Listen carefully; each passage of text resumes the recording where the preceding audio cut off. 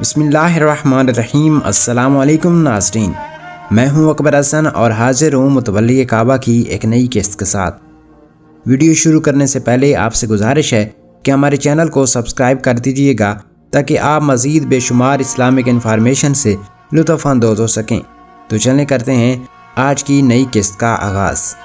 ابرہہ نے حکم دیا کہ صرف ہاتھیوں کو آگے رکھا جائے تاکہ خانہ کعبہ کی دیواروں کو ان کی ٹکر سے گرا دیا جائے، اور اگر مکہ والے جوابی حملہ کریں تو فوج بھرپور جواب دے۔ ابرہہ کا بہت بڑی جسامت کا محمود نامی ہاتھی سب سے آگے تھا۔ جو ہی خانہ کعبہ کی حدود میں داخل ہوا تو رک گیا۔ فیل بان اسے آگے بڑھنے پر مجبور کر رہا تھا، مگر ایسا محسوس ہوتا تھا کوئی غیر مرئی طاقت نے سب ہاتھیوں کو روک رکھا ہے۔ اتنے میں آسمان پر سیاہی چھا گئی اور سب نے دیکھا کہ لاتعداد پرندے جن کے سر پرندوں جیسے اور پنجے کتوں جیسے تھے، ان پرندوں نے اپنی چونچوں میں مسور کی دال جتنے پتھر لے رکھے تھے۔ جیسے ہی ابرہہ کے لشکر کے اوپر یہ پرندے پہنچے اور لشکر پہ کنکریاں برسائیں تو جس ہاتھی یا سپاہی کو وہ کنکری لگتی وہاں سوراخ ہو جاتا اور گوشت الگ ہو جاتا اور وہ تڑپ تڑپ کر مر جاتا۔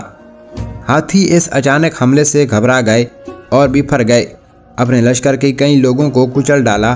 ان پرندوں نے چند لمحات میں سارا منظر ہی بدل ڈالا۔ پورا لشکر واپس بھاگنے پر مجبور ہو گیا اور واپسی پر ابرہہ بھی ہلاک ہو گیا۔ خدا نے اپنے گھر کو بچا لیا۔ لشکر واپس چلا گیا۔ اہلِ مکہ پہاڑوں سے واپس اتر آئے اور ان کے گھر بالکل سلامت تھے، اور خانہ خدا بھی اپنی پوری شان و شوکت سے موجود تھا۔ اس واقعے کے بعد قریش کے ذہان بدل گئے اور وہ اب عبد المطلب علیہ السلام کے عہد خدا کی طرف راغب ہونے لگے۔ پورے عرب میں یہ بات مشہور ہو گئی کہ قریش کے خدا نے اپنے گھر کو بچا لیا ہے۔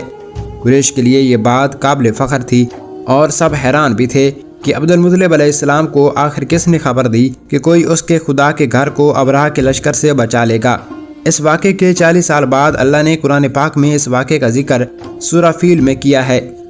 تو معزز دوستوں، آج کی قسط کے ساتھ اتنا ہی۔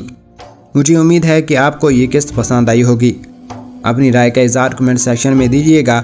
ملیں گے متولی کعبہ کی ایک نئی قسط کے ساتھ، تب تک کے لیے اللہ نگہبان۔